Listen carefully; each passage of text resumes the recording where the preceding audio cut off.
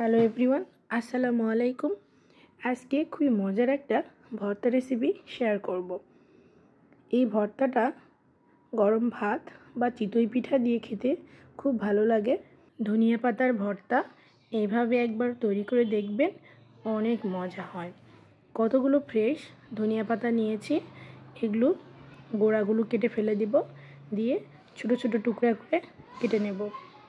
তো ধুয়ে পরিষ্কার করে নিয়েছি, একটু ছোট করে কেটেও নেওয়া হয়েছে।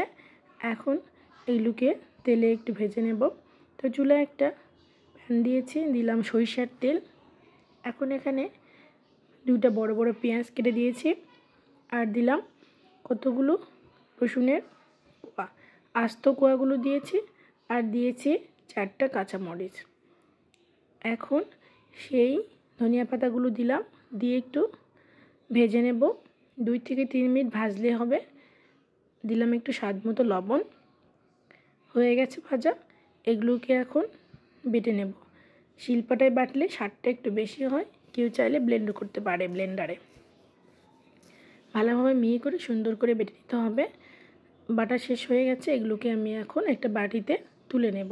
দেখুন কত ইজি তৈরি করা। অনেকে কাঁচা ধনিয়া পাতায় ভর্তা করে, তবে একটু হালকা ভেজে নিলে স্বাদটা অসাধারণ হয়। সবাই ভালো থাকবেন, আল্লাহ হাফেজ।